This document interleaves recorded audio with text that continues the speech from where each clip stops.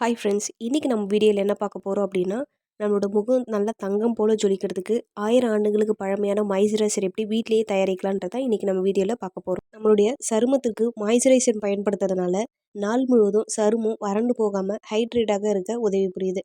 கடைகளில் விற்கப்படுற இந்த ரசாயனம் கலந்த மாய்ஸ்சரைசர் விரைவிலேயே சருமத்துக்கு வறட்சி அடைய செய்யும். ஆனால் 100 ஆண்டுகளுக்கு பழமையான இந்த நெய் மாய்ஸ்சரைசர் நாள் முழுவதும் சருமத்தை பொலிவாகவும் ஹைட்ரேட்டாகவும் வச்சுக்க உதவி புரியுது. இந்த மாய்ஸ்சரைசருக்கு ஷதா தௌதா கிருத்தான்ற பழமையான பெயரும் இருக்குது. இதை எப்படி பயன்படுத்தலான்றதை இந்த வீடியோவில் நம்ம பார்க்க போகிறோம். இந்த மாய்ஸ்சரைசர் செய்ய தேவையான பொருட்கள்: நெய் 100 கிராம், தண்ணீர் 1 கப்பு, மஞ்சிஸ்ட்ரா பொடி 1 ஸ்பூன், அதிமதுரம் 1 ஸ்பூன், துளசி பொடி 1/4 டீஸ்பூன், செம்பு தாம்பலம் 1, செம்பு டம்ளர் 1. இந்த மாய்ஸ்சரைசர் எப்படி செய்யலான்னு செய்முறையை ஃபஸ்ட்டு பார்ப்போம்.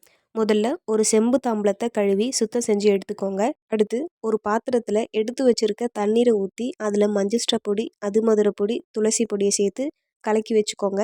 அதுக்கடுத்து செம்பு தாம்பலத்தில் நெய்யை ஊற்றிக்கோங்க.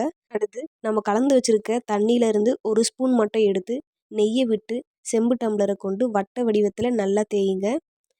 நம்ம ஊற்றின தண்ணி நெய் முழுதும் உறிஞ்சிக்கிறப்ப அடுத்த ஸ்பூன் தண்ணீரை ஊற்றி தேய்க்கணும். அதே மாதிரி இப்படி தொடர்ந்து 100 முறை தண்ணியை ஊற்றி தேய்ச்சா ஸ்மூத்தான மாய்ஸ்சரைஸ் க்ரீம் ரெடி ஆகிடும்.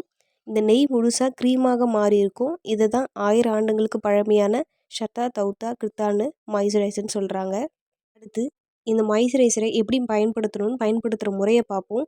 ஃபஸ்ட்டு முகத்தை நல்லா சுத்தம் செஞ்சுட்டு நேரடியாக மாய்ஸ்சரைசரை பயன்படுத்துறது போல் இந்த க்ரீமை பயன்படுத்தலாம்.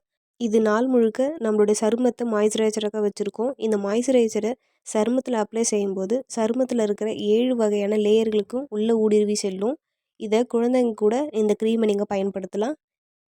இந்த மாய்ஸ்சரைசர் செய்ய கொஞ்சம் டைம் எடுக்கும், ஆனால் நல்ல ரிசல்ட் கிடைக்கும்.